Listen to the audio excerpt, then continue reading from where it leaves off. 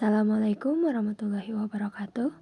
Perkenalkan, nama saya Vera Maulida Septiani dengan NIM 2001538. Saya dari Prodi Pendidikan Teknik Bangunan B, Universitas Pendidikan Indonesia. Di video kali ini, saya akan membahas tentang korupsi. Sebelumnya, apa sih korupsi itu? Korupsi menurut KBBI adalah penyelewengan atau penyalahgunaan uang negara, perusahaan, organisasi, yayasan, dan sebagainya untuk keuntungan pribadi atau orang lain. Orang yang melakukan korupsi disebut dengan koruptor. Terdapat beberapa penyebab terjadinya korupsi, di antaranya yang pertama yaitu faktor internal. Dalam faktor internal, terbagi menjadi dua aspek. Yang pertama aspek diri sendiri, yaitu memiliki sifat tamak, lemah moral, dan gaya hidup yang konsumtif. Yang kedua aspek sosial, yaitu sebuah dorongan yang muncul dari keluarga ataupun orang terdekat.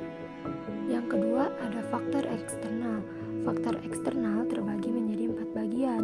Yang pertama yaitu aspek sikap masyarakat terhadap korupsi, yaitu kurangnya kesadaran dalam menanggapi sebuah peristiwa korupsi.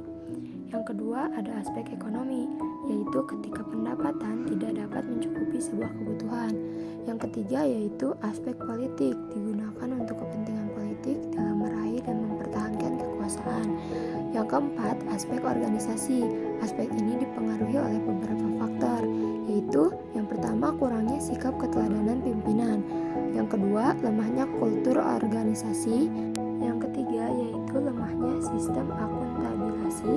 Yang keempat, yaitu lemahnya sistem pengendalian, manajemen, dan pengawasan.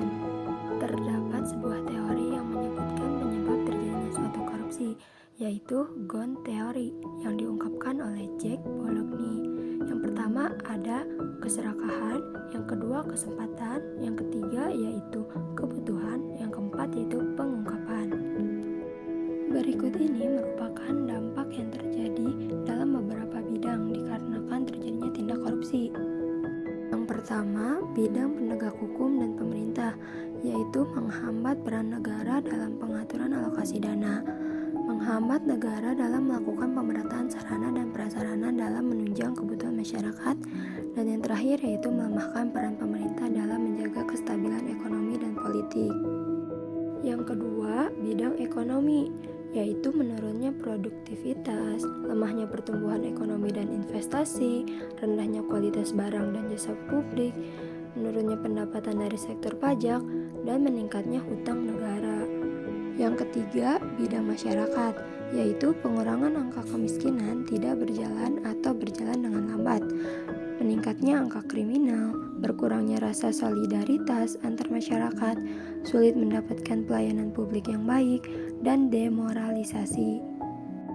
Adapun terdapat dua langkah yang dapat dilakukan untuk pencegahan korupsi. Yang pertama, dimulai dari diri sendiri, yaitu dengan cara 1. Takut kepada Tuhan, karena Tuhan mengetahui segalanya, serta balasan yang didapat tidak hanya hukuman di dunia, namun hukuman di akhirat. Yang kedua, fokus pada pekerjaan dan tanggung jawab diri sendiri. Yang ketiga, memiliki gaya hidup yang sesuai dengan kemampuan. Yang keempat yaitu atur pemasukan dan pengeluaran. Yang kelima yaitu mencintai negara. Yang kedua yaitu langkah pemerintah dan masyarakat. Dimulai dengan cara 1. Pendekatan penegakan hukum yang didukung oleh kerangka hukum yang kuat, cabang penegak hukum, sistem pengadilan yang independen serta efektif. Yang kedua, mereformasi administrasi publik dan manajemen keuangan. Yang ketiga, memaksimalkan kekuatan masyarakat. Yang keempat, memaksimalkan teknologi. Yang kelima, menutup celah internasional. Yang keenam, menetapkan langkah yang tepat dalam mengambil suatu keputusan dengan strategi yang matang. Banyak dampak yang akan terjadi pada kehidupan masyarakat apabila korupsi tidak dicegah dengan langkah yang dapat dilakukan. Namun langkah tersebut tidak dapat menang melawan tindak korupsi apabila dilakukan oleh seorang diri.